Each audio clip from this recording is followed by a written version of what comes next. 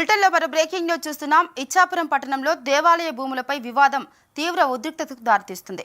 స్థానిక పాత బైపాస్ రోడ్డును ఆనుకొని ఉన్న శ్రీ లక్ష్మీ నరసింహస్వామి దేవాలయానికి చెందిన 54 సెంట్ల భూమి కబ్జాకు గురవుతుందని ఆరోపణలు వినిపిస్తున్నాయి.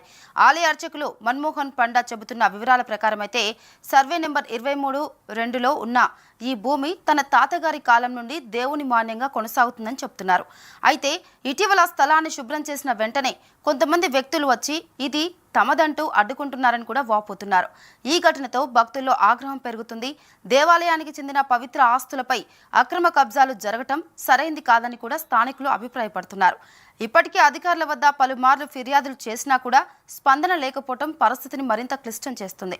వెంటనే జిల్లా యంత్రాంగం జోక్యం చేసుకుని సర్వే నిర్వహించి దేవాలయ భూమిని రక్షించాలని కూడా స్థానికులు డిమాండ్ చేస్తున్నారు.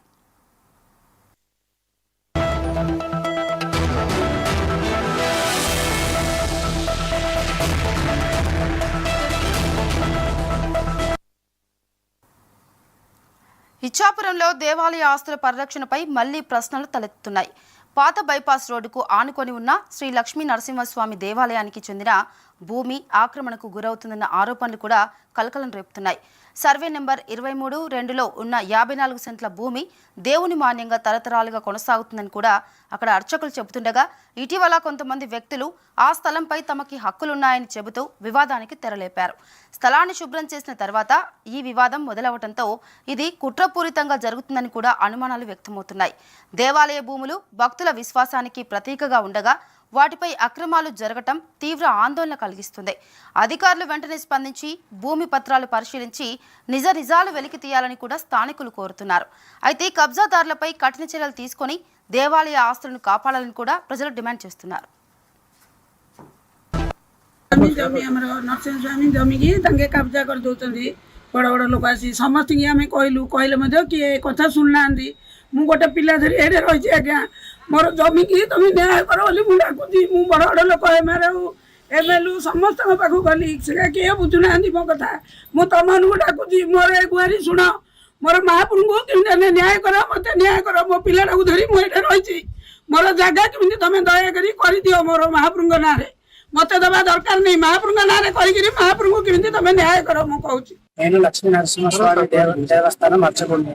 నేను నా పూర్వీకులు అర్చకత్వం చేసుకుని వస్తున్నాము.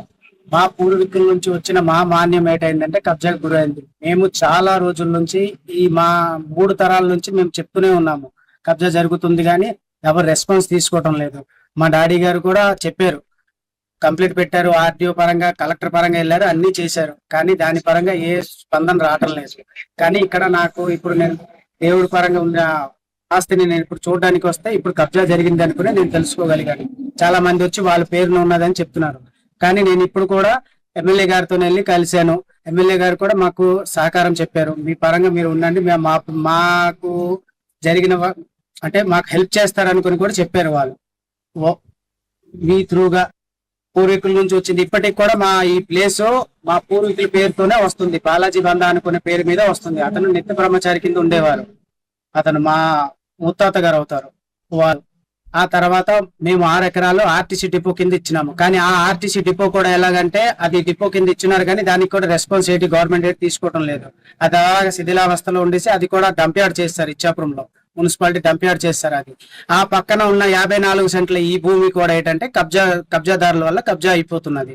ఇది ఇప్పుడు మేము వచ్చి గుడికి ఏదైనా సాయం జరుగుతుంది అనుకుని వచ్చినప్పటికీ లేదు, ఈ భూములన్నీ వాళ్ళ పేరు మీద గవర్నమెంట్ వాళ్ళు ఇచ్చున్నారు అనుకుని వాళ్ళు చెప్తున్నారు. మేము చాలా సార్లు ట్రై చేసాం, కానీ మరి దీని పరంగా నాకు న్యాయం జరగటం లేదు. మీ త్రూగా ఈ విలేకరుల త్రూగా నాకు ఏదైనా న్యాయం జరగాలి, న్యాయం చేయాలి, నా గుడికి న్యాయం చేయాలనుకుని మేము కోరుకుంటున్నాం.